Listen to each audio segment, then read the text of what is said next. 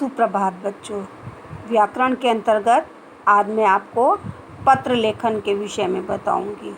बच्चों, पत्र दो प्रकार के होते हैं, औपचारिक पत्र और अनौपचारिक पत्र। औपचारिक पत्र बच्चों हम अपने प्रधानाचार्य जी को लिखते हैं, किसी बड़े अधिकारी को लिखते हैं या सरकारी अथवा निजी कार्यालय में जो पत्र लिखते हैं वे होते हैं औपचारिक पत्र। अनौपचारिक पत्र बच्चों हम अपने मित्र को, दोस्त को या सगे संबंधियों को, जैसे आपके रिश्तेदार हैं, चाचा चाची, नाना नानी, दादा दादी, ये सब आपके सगे संबंधी हैं। और परिवार के अन्य सदस्य जैसे आपके भाई बहन हैं या मम्मी पापा हैं, इन सबको आप जब पत्र लिखते हो उन पत्रों को हम कहते हैं अनौपचारिक पत्र। बच्चों, पत्र लिखने के कुछ नियम मैं आपको बताती हूँ। पत्र की भाषा सरल तथा स्पष्ट होनी चाहिए। अनौपचारिक पत्र में लिखने वाला, जो पत्र लिख रहा है, लिखने वाला ऊपर अपना पता व तिथि लिखता है। पत्र की विषय वस्तु वो होती है बच्चों जो आप कहना चाहते हो। इसे हम संदेश भी बोलते हैं और विषय वस्तु भी बोलते हैं।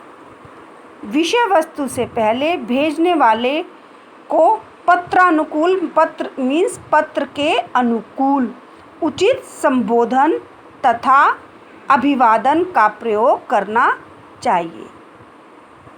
अब बच्चों हम देखते हैं अनौपचारिक पत्र। अब इस अनौपचारिक पत्र में आपको सब कुछ समझ में आ जाएगा कि हमें अनौपचारिक पत्र कैसे लिखना है। यहाँ बच्चों हम पत्र लिख रहे हैं अपने मित्र को कक्षा में प्रथम आने पर बधाई पत्र। सबसे पहले बच्चों प्रेषक का पता और शहर का नाम आता है। प्रेषक का मतलब होता है जो पत्र लिख रहा है। उसके नीचे बच्चों आपका दिनांक। दिनांक के बाद बच्चों आप आरंभिक संबोधन बच्चों, जैसे आपका मित्र है तो आप लिखोगे प्रिय मित्र, और अगर आपसे छोटा है तब आप लिखोगे चिरंजीव, आयुष्मान या प्रिय भी लिख सकते हो, और उसके बाद उनका नाम लिखोगे। और अगर आप पत्र अपने से बड़ों को लिख रहे हो बच्चों, तो यहाँ पर संबोधन में आप लिखोगे आदरणीय, पूजनीय। उसके बाद बच्चों हम अभिवादन पर आते हैं। अभिवादन बच्चों अगर आप अपने किसी दोस्त को लिख रहे हो या अपने छोटे को लिख रहे हो तो आप सप्रेम नमस्कार भी लिख सकते हो या सस्नेह नमस्कार भी लिख सकते हो। और यदि आप यहाँ पर अपने बड़ों को नमस्कार कर रहे हो बच्चों, संबोधित कर रहे हो, तो यहाँ पर आप लिखोगे आदरणीय, पूजनीय आदि। ठीक है बच्चों।